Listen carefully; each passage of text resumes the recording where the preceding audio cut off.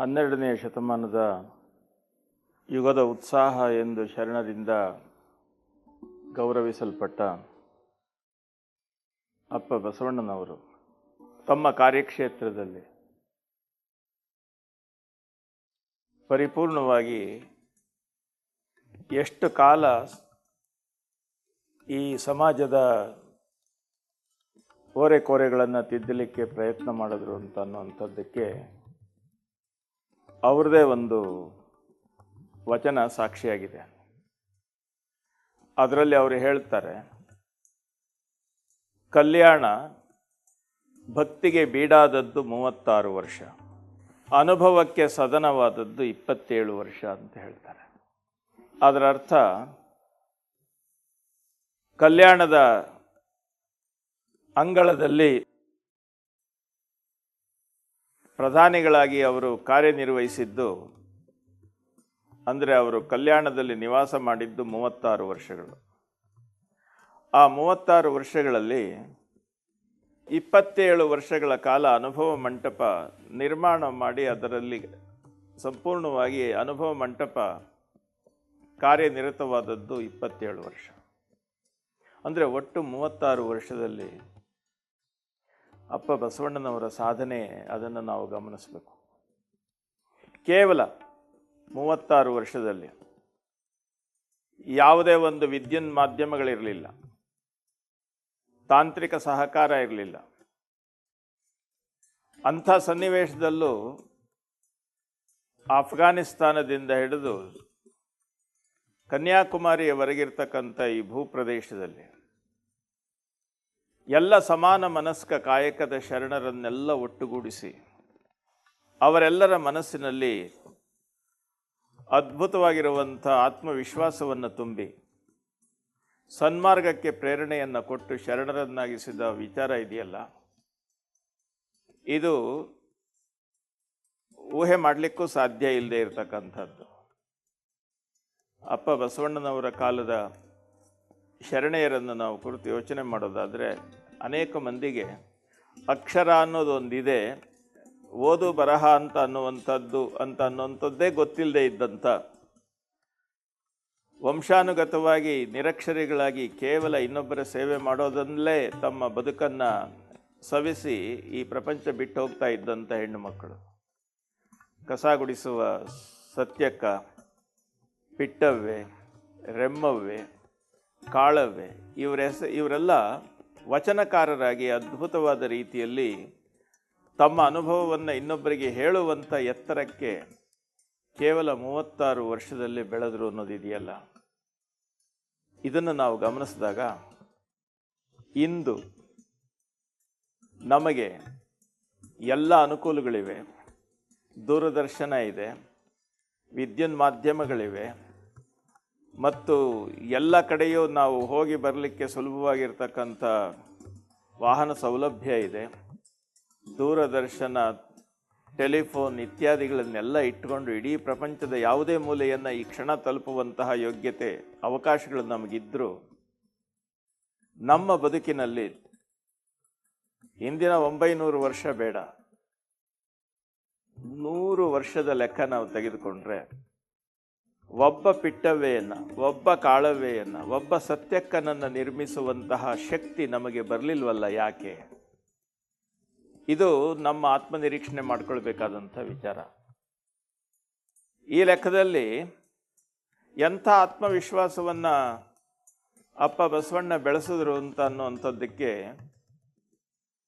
ಗಜೇಶ ಮಸಣಯ್ಯನವರ ಧರ್ಮಪತ್ನಿಯ ಒಂದು ವಚನ, ಆಕೆದು 7 ವಚನ ಇದೆ. ಅದರಲ್ಲಿ ಒಂದು ವಚನ ನಮಗೆ ಆಶ್ಚರ್ಯವನ್ನು ಉಂಟು ಮಾಡ್ತದೆ. ಆ ತಾಯಿ ಒಬ್ಬ ಗುರುಗಳ ಹತ್ರ ಹೋಗ್ತಾಳೆ. ಆ ಗುರುಗಳು ಕೇವಲ ತಮ್ಮ ಮಠ, ಇತಿಹಾಸ, ತಮ್ಮ ಪರಂಪರೆ, ನಾವು ಇಂಥವ್ರ ಗುರುಗಳಾಗಿದ್ವಿ, ಇಂಥವ್ರ ಜೊತೆಯಲ್ಲಿದ್ವಿ ಅಂತ ಅನ್ನುವಂಥದ್ದು ತಮ್ಮ ಇತಿಹಾಸವನ್ನೇ ಹೇಳ್ತಾ ಇರ್ತಾರೆ. ಆಕೆಯ ಸಮಸ್ಯೆಗಳನ್ನು ಪ್ರಶ್ನೆ ಮಾಡಿ ಉತ್ತರ ಕೊಡುವಂತಹ ಕಳಕಳಿಯನ್ನು ಅವರು ತೋರಿಸದೇ ಇದ್ದಾಗ ಈ ವಚನ ಬಂತು ಅಂತ ನಾನು ಒಂದು ಯೋಚನೆ ಮಾಡ್ತೇನೆ. ಆ ವಚನ ಈ ರೀತಿ ಇದೆ: ಎನ್ನನು ಅರಿಯಿಸದಿರುವೆ ಎನ್ನನು ಅರಿಯಿಸು. ಎನ್ನನೇ ಅರಿಯದವ ನಿನ್ನನೂ ಅರಿಯ. ನೋಡಿ, ಈ ಮಾತು ಸರಳವಾಗಿದ್ದರೂ ಎಷ್ಟು ಸ್ವಾರಸ್ಯ ಇದೆ. ಎನ್ನನು ಅರಿಯಿಸದಿರುವೆ, ನಾನೇನಾಗಬೇಕು, ನಾನೇನು ಕಲಿಯಬೇಕು ಅನ್ನೋದ್ರ ಬಗ್ಗೆ ನೀನು ನನಗೆ ಹೇಳ್ತಾ ಇಲ್ಲ. ನಿನ್ನನೇ ಅರಿಯಿಸುತ್ತಿರುವೆ. ನಿನ್ನ ಇತಿಹಾಸ, ನಿನ್ನ ಪರಂಪರೆ, ನಿನ್ನ ಭೂಗೋಳ ಹೇಳ್ತಾ ಇದ್ದೀಯ. ನನ್ನನ್ನೇ ನಾನು ತಿಳ್ಕೊಳ್ಳಿಕ್ಕೆ ಯೋಗ್ಯತೆ ಇಲ್ಲದೆ ಇದ್ದವನು ನಿನ್ನನ್ನು ಹೇಗೆ ತಿಳಿಲಿಕ್ಕೆ ಸಾಧ್ಯ? ಎನ್ನನೇ ಅರಿಯದವ ನಿನ್ನನೇಗೆ ಅರಿಯ. ಅಷ್ಟೇ ಅಲ್ಲ, ಮುಂದಿನ ಪ್ರಶ್ನೆ ಆ ತಾಯಿ ಎಷ್ಟು ತೀಕ್ಷ್ಣವಾಗಿ ಹೇಳ್ತಾಳೆ ನೋಡ್ರಿ. ಎನ್ನನು ಅರಿಯಿಸದೆ ನಿನ್ನನೇ ಅರಿಯಿಸಿದೆಯಾದರೆ ನೀ ನನಗೆ ಗುರುವಲ್ಲ, ನಾ ನಿನಗೆ ಶಿಷ್ಯಳಲ್ಲ. ಎನ್ನನು ಅರಿಯಿಸಿದರೆ ನಾ ನಿನಗೆ ಶಿಷ್ಯ. ಗಜೇಶ ಪ್ರಿಯ ಮಸಣೆಯ, ಗಜೇಶ ಮಸಣೆಯ ಪ್ರಿಯ ವಚನದ ಅಂಕಿತ. ನೋಡಿ ಯಾವ ಥರ ಇದೆ ಈ ವಚನದಲ್ಲಿ. ಒಂದು ಮಾತು ನೇರವಾಗಿ ತಾನು ಏನು ಕಲಿಯಬೇಕು, ಯಾವ ವಿಚಾರ ಅಂತ ಅನ್ನೋದ್ರ ಬಗ್ಗೆ ಸ್ಪಷ್ಟತೆಯನ್ನು ಇಟ್ಟುಕೊಂಡು ಯಾವುದೇ ದಾಕ್ಷಿಣ್ಯಕ್ಕೆ ಒಳಗಾಗದೆ ನೇರವಾಗಿ ಪ್ರಶ್ನೆ ಮಾಡ್ತಕ್ಕಂತಹ ಒಂದು ಆತ್ಮವಿಶ್ವಾಸ ಮತ್ತು ತೀಕ್ಷ್ಣತೆಯನ್ನು ಸಾಮಾನ್ಯರಲ್ಲಿ ಸಾಮಾನ್ಯರಾದಂಥ ಹೆಣ್ಣು ಮಕ್ಕಳಿಗೂ ಸಹ ಆ ಒಂದು ಬದ್ಧತೆ ಮತ್ತು ಆ ತೀಕ್ಷ್ಣತೆ ಬರುವ ಹಾಗೆ ಮಾಡಿದ್ದು 12ನೇ ಶತಮಾನದ ಒಂದು ವೈಶಿಷ್ಟ್ಯ. ಅಂತಹ ಒಂದು ವೈಶಿಷ್ಟ್ಯ ಇಲ್ಲದೆ ಹೋದರೆ ನಮ್ಮ ಆಯ್ದಕ್ಕಿಯ ಲಕ್ಕಮ್ಮ ತನ್ನ ಪತಿಗೆ ಆಸೆ ಎಂಬುದು ಅರಸಿನಿಗಲ್ಲದೆ ಶಿವಭಕ್ತರಿಗೆ ಉಂಟೆ, ಈಸಕ್ಕಿ ಆಸೆ ಯಮಗೇಕೆ ಅಂತ ಹೇಳಿ ಪ್ರಶ್ನೆ ಮಾಡಿ ಕಾಯಕಕ್ಕಿಂತ ಹೊರತಾಗಿರ್ತಕ್ಕಂಥ ವಸ್ತುವನ್ನು ಮತ್ತೆ ವಾಪಸ್ ಕಳಿಸುವಂತಹ ಒಂದು ಆತ್ಮವಿಶ್ವಾಸ ಇದೆಯಲ್ಲ, ಬದ್ಧತೆ ಇದೆಯಲ್ಲ, ಇದು ಈ 36 ವರ್ಷದಲ್ಲಿ ಅಪ್ಪ ಬಸವಣ್ಣ ಸಾಧಿಸಿದಂಥ ಒಂದು ಅದ್ಭುತ ಇದೆ. ಇದಕ್ಕೆ ಕಾರಣ ಇದೆ. ಯಾಕೆ ಅಂತ ಹೇಳಿದ್ರೆ, ಬಸವಣ್ಣ ಭಕ್ತಿಯ ನಿಜ ಸ್ವರೂಪವನ್ನು ಸಹಜವಾಗಿ ಜಗತ್ತಿಗೆ ಕೊಟ್ಟ. ನಾವೆಲ್ಲ ಏನು ತಿಳ್ಕೊಂಡಿದ್ದೇವೆ, ಭಕ್ತಿ ಅಂತ ಹೇಳಿದ್ರೆ ಪರಮಾತ್ಮನಲ್ಲಿ ಅನನ್ಯವಾಗಿರುವಂಥ ನಿಷ್ಠೆಯನ್ನು ಇಟ್ಟುಕೊಂಡು ಪರಮಾತ್ಮನಿಗಾಗಿ ಪ್ರಾಣ ಬಿಡಲಿಕ್ಕೂ ತಯಾರಾಗಿರ್ತಕ್ಕಂಥ, ಎಲ್ಲವನ್ನೂ ಕಳ್ಕೊಳ್ಳಿಕ್ಕೆ ತಯಾರಾಗಿರ್ತಕ್ಕಂಥ ತೀವ್ರತೆಯನ್ನು ಭಕ್ತಿ ಅಂತ ನಾವು ತಿಳ್ಕೊಂಡಿದ್ದೇವೆ. ಇದನ್ನು ಬಸವಣ್ಣನವರು ಹೇಳ್ತಾರೆ, ಮುನ್ನಿನವರು ಹೋದ ದಾರಿ ಭಯ ಕಾಣಿರಣ್ಣ ಅಂತ. ಈ ತೀವ್ರತೆಯ ಭಕ್ತಿ ಇದೆಯಲ್ಲ, ಇದು ನೋಡುಗರಿಗೆ ಕೌತುಕವನ್ನು ತರಬಹುದೇ ಹೊರತು ಅವರಿಗೆ ಮಾರ್ಗದರ್ಶನ ಮಾಡೋದಿಲ್ಲ. ಅದು ಇಂಥ ವಿಚಾರವನ್ನು ಗಮನದಲ್ಲಿಟ್ಟುಕೊಂಡು ಆ ತೀವ್ರತೆಯನ್ನು ಕಳೆದು ಭಕ್ತಿಯ ವಾಸ್ತವ ಸ್ವರೂಪವನ್ನು, ಭಕ್ತಿಯ ನಿರ್ಮಲ ಸ್ವರೂಪವನ್ನು ಜಗತ್ತಿಗೆ ಕೊಟ್ಟದ್ದು ಅಪ್ಪ ಬಸವಣ್ಣನ ಚಿಂತನೆ. ಅವರು ಹೇಳಿದ್ರು, ಭಕ್ತಿ ಅಂತ ಹೇಳಿದ್ರೆ ಸಂಯೋಗ, ಯೋಗ ಎರಡನ್ನು ಜೋಡಿಸುವುದು. ಯಾವುದು ಎರಡು? ನೋಡಿ, ನಾವು ಹೇಳ್ತೇವೆ ವಿಭಕ್ತಿ ಅಂತ ಹೇಳ್ತೇವೆ, ವಿಭಕ್ತಿ ಅಂತ ಹೇಳ್ತೇವೆ ನಾವು. ವಿಭಕ್ತಿ ಅಂತ ಹೇಳಿದ್ರೆ ಬಿಡಿಸೋದು, ಭಕ್ತಿ ಅಂದರೆ ಜೋಡಿಸೋದು. ಭಕ್ತಿ ಅಂದರೆ ಯಾವುದು? ದೇವರಲ್ಲಿರುವಂಥ ಒಂದು ವಿಶೇಷವಾದ ನಂಬಿಕೆ, ತೀವ್ರತೆ, ಭಾವಾವೇಶ, ಉದ್ವೇಗ ಇದಲ್ಲ. ಬಸವಣ್ಣನ ಪ್ರಕಾರ ಭಕ್ತಿ ಅಂತ ಹೇಳಿದ್ರೆ ನಮ್ಮ ಅರಿವು, ಆಚಾರಗಳ ಸಂಗಮ.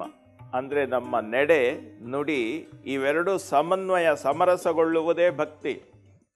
ಸರಳವಾದ ಮಾತಾದ್ರೂ ಅದರಲ್ಲಿ ಎಷ್ಟು ಅದ್ಭುತವಾಗಿರುವಂಥ ಒಳನೋಟ ಇದೆ ನೋಡಿ. ಅರಿವು, ಆಚಾರಗಳ ಸಂಗಮ, ನನ್ನ ನಡೆ, ನನ್ನ ನುಡಿ ಇವೆರಡೂ ಸಹ ಸಮನ್ವಯಗೊಂಡ್ರೆ ಅದರಿಂದ ಒದಗತಕ್ಕಂಥ ಒಂದು ಆತ್ಮವಿಶ್ವಾಸ, ಒಂದು ಪರಿಪೂರ್ಣತೆ ಇದೆಯಲ್ಲ, ಅದು ಲಿಂಗ. ಲಿಂಗ ಅಂತ ಹೇಳಿದ್ರೆ ಅರಿವು, ಆಚಾರಗಳ ಸಂಗಮ. ಅರಿವು, ಆಚಾರಗಳು ಒಟ್ಟುಗೂಡಿದ್ರೆ ಅದು ನಮ್ಮ ಇಷ್ಟಲಿಂಗದ ಪ್ರತೀಕ. ಈ ವಾಸ್ತವತೆಯನ್ನು ಗಮನದಲ್ಲಿಟ್ಟುಕೊಂಡು ಅರಿವು, ಆಚಾರಗಳನ್ನು ಜೋಡಿಸುವ ಭಕ್ತಿಯನ್ನು ಜಗತ್ತಿಗೆ ಕೊಟ್ಟರು. ಆ ಅರಿವು, ಆಚಾರಗಳಲ್ಲಿ ಇರತಕ್ಕಂಥ ದ್ವಂದ್ವ ಮತ್ತು ಅಜ್ಞಾನದ ಪರಂಪರೆಯನ್ನು ಸಂಪೂರ್ಣವಾಗಿ ಪಕ್ಕಕ್ಕಿಟ್ಟರು.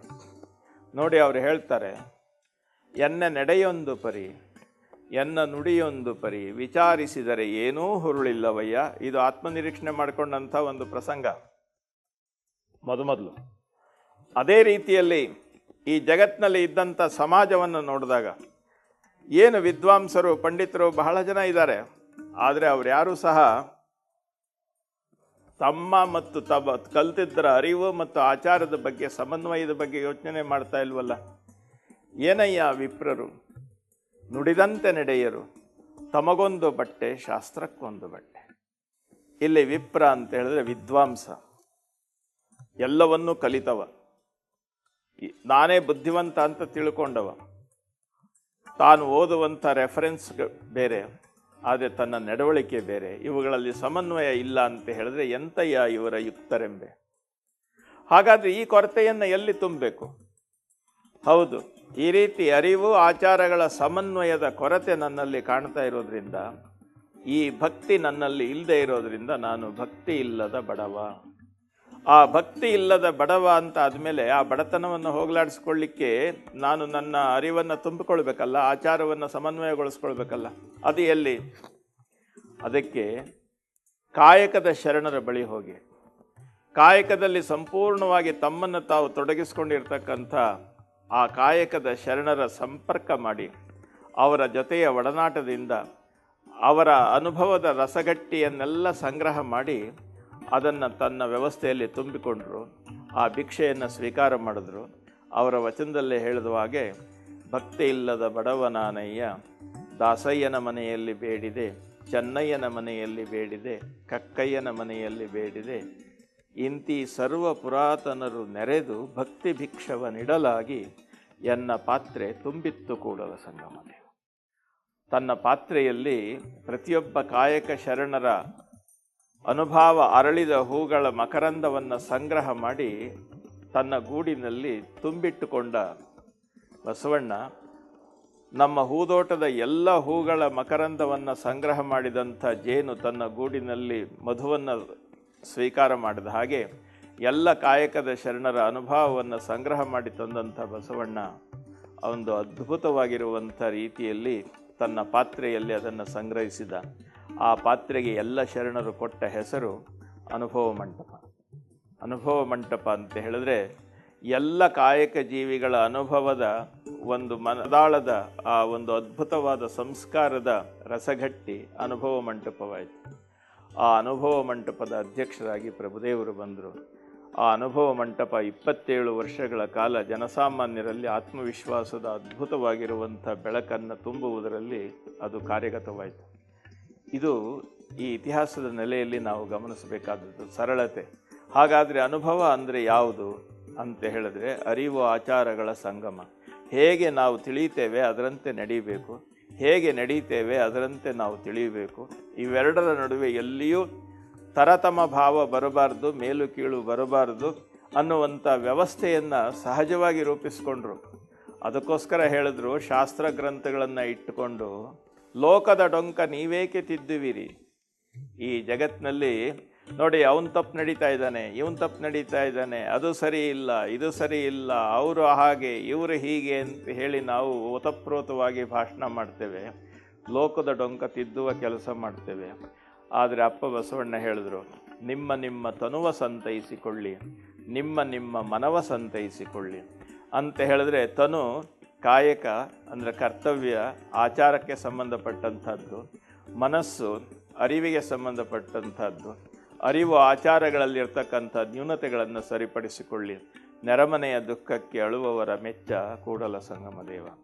ಹೀಗೆ ತನ್ನ ಅಂತರಂಗದ ಬೆಳಕನ್ನು ಸಹಜವಾಗಿ ಬೆಳೆಸಿಕೊಂಡು ಪ್ರತಿಯೊಬ್ಬರೂ ಆತ್ಮನಿರ್ಭರದ ಆತ್ಮಗೌರವದ ಪ್ರತೀಕವಾಗಿ ಯಾರು ಯಾರಿಗೂ ತಲೆಬಾಗದಂತೆ ಪರಿಪೂರ್ಣವಾಗಿ ನಿಲ್ಲುವಂತಹ ಆತ್ಮವಿಶ್ವಾಸವನ್ನು ತುಂಬಿಕೊಡೋದಿದೆಯಲ್ಲ, ಇದು ಬಸವಣ್ಣನವರ ಒಂದು ವಿಶೇಷವಾದಂಥ ಸಂಕಲ್ಪವಾಗಿತ್ತು. ಅದನ್ನು ಶರಣ ಧರ್ಮದಲ್ಲಿ ಅವರು ಸಹಜವಾಗಿ ಜೋಡಿಸ್ಕೊಂಡ್ರು. ನೋಡಿ, ಒಂದು ತುಂಬೆ ಹೂವಿದೆ, ಅದು ಎಲ್ಲೋ ನೆಲದಲ್ಲಿ ಬೆಳೀತಕ್ಕಂಥ ಒಂದು ಸಣ್ಣ ಗಿಡ, ಪಕ್ಕದಲ್ಲಿ ಗುಲಾಬಿ ಇದೆ, ಸಂಪಿಗೆ ಮರ ಇದೆ, ಬೇಕಾದಷ್ಟು ಮಲ್ಲಿಗೆ ಗಿಡ ಇವೆ, ಬೇಕಾದಷ್ಟು ಹೂಗುಡಿಗಳಿವೆ.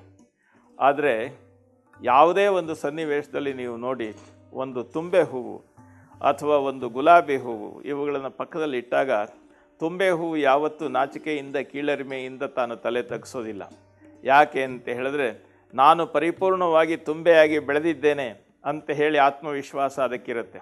ಅಷ್ಟೇ ಅಲ್ಲ, ಮಲ್ಲಿಗೆ ಅಥವಾ ಸಂಪಿಗೆ ಅಥವಾ ಯಾವುದೇ ದೊಡ್ಡ ಹೂಗಳು ಪ್ರಯತ್ನ ಪಟ್ಟರೂ ಸಹ ತುಂಬೆ ಹೂವಾಗಲಿಕ್ಕೆ ಸಾಧ್ಯ ಇಲ್ಲ. ಯಾಕೆ ಅಂತ ಹೇಳಿದ್ರೆ ದೇವರು ಅದಕ್ಕೆ ಕೊಟ್ಟಿರ್ತಕ್ಕಂಥ ಜವಾಬ್ದಾರಿಯನ್ನು ಅದು ಸಂಪೂರ್ಣವಾಗಿ ನಿರ್ವಹಿಸಿದಂಥ ಆತ್ಮವಿಶ್ವಾಸದಿಂದ ಇರಬೇಕು. ಹೀಗೆ ಬಡತನ ಸಿರಿತನ ಅಂತ ಅನ್ನುವಂಥದ್ದು ಈ ಗಿಡಗಳಲ್ಲಿರುವಂಥ ವ್ಯತ್ಯಾಸದ ಹಾಗೆ. ಆದರೆ ಅದರಲ್ಲಿರ್ತಕ್ಕಂಥ ಆತ್ಮವಿಶ್ವಾಸ ಇದೆಯಲ್ಲ, ಅದು ಯಾವತ್ತೂ ಕೊರತೆ ಆಗ್ತಕ್ಕದ್ದಲ್ಲ ಅಂತ ಅನ್ನುವಂಥದ್ದನ್ನು ಎಲ್ಲ ಜನರ ಮನಸ್ಸಿನಲ್ಲಿ ಸಹಜವಾಗಿ ಮೂಡಿಸುವ ಮುಖಾಂತರವಾಗಿ ಎಲ್ಲರೂ ಧಾರ್ಮಿಕವಾಗಿ ಸಮಾನರಾಗಿ ತಮ್ಮ ಆಧ್ಯಾತ್ಮ ಚಿಂತನೆಯನ್ನು ಹಂಚಿಕೊಳ್ಳುವವರಾಗಿ ಸಹಜವಾಗಿ ಬೆಳಕು ಮಾಡುವಂಥ ಒಂದು ವ್ಯವಸ್ಥೆಯನ್ನು ಸರಳ ಸುಂದರ ರೀತಿಯಲ್ಲಿ ಅಪ್ಪ ಬಸವಣ್ಣ ಮಾಡಿಕೊಟ್ರು. ಈಗ ಆ ಬಸವತತ್ವದ ಅಂತರಂಗದ ತಿಳಿವನ್ನು ಮತ್ತು ವಿಚಾರ ಚಿಂತನೆಯನ್ನು ಎಲ್ಲರ ಮನಗಳಿಗೆ ಮುಟ್ಟಿಸುವಂಥ ಕೆಲಸ ನಮ್ಮ ಬಸವ ಟಿವಿ ಮಾಡ್ತಾ ಇದೆ. ಇದು ಬಸವಣ್ಣನ ಹಾದಿಯಲ್ಲಿ ನಮ್ಮನ್ನು ಕೈ ಹಿಡಿದು ನಡೆಸುವಂತಹ ಒಂದು ದಾರಿದೀಪ. ಅನುಭವ ಮಂಟಪದ ಕಡೆಗೆ, ಅಂದರೆ ಅರಿವು ಆಚಾರಗಳ ಸಂಗಮದ ಕಡೆಗೆ ನಮ್ಮ ಮನಸ್ಸನ್ನು ಜಾಗೃತಿಗೊಳಿಸುವಂಥ ಕೆಲಸ ಮಾಡುವಂಥ ನಮ್ಮ ಬಸವ ಟಿವಿಯ ಉದ್ದೇಶ ಅದು ಸಂಪೂರ್ಣವಾಗಿ ಅದು ಶಿವಸಂಕಲ್ಪ, ಬಸವಣ್ಣನವರ ಸಂಕಲ್ಪ ಅಂತ ಅನ್ನುವಂಥ ರೀತಿಯಲ್ಲಿ ಭಾವಿಸಿ ಇದರ ಹಿನ್ನೆಲೆಯಲ್ಲಿ ನಿಂತು ಸಂಕಲ್ಪ ಮಾಡಿ ಅದನ್ನು ವಿಶೇಷ ರೀತಿಯಲ್ಲಿ ಬೆಳೆಸ್ತಾ ಇರ್ತಕ್ಕಂಥ ಅದರ ಎಲ್ಲ ಪದಾಧಿಕಾರಿಗಳಿಗೆ ಮತ್ತು ಹಿರಿಯರಿಗೆ ಮತ್ತು ಅದರಲ್ಲಿ ತಮ್ಮ ಬದುಕನ್ನು ಮೀಸಲಿಟ್ಟಿರ್ತಕ್ಕಂಥ ಎಲ್ಲ ಕಾಯಕದ ಬಂಧುಗಳಿಗೆ ಆ ಬಸವ ಕೃಪೆ ಸದಾ ಇರಲಿ ಅಂತ ಅನ್ನುವಂಥ ಮಾತನ್ನು ಈ ಸನ್ನಿವೇಶದಲ್ಲಿ ಹೇಳಬಯಸ್ತೇನೆ.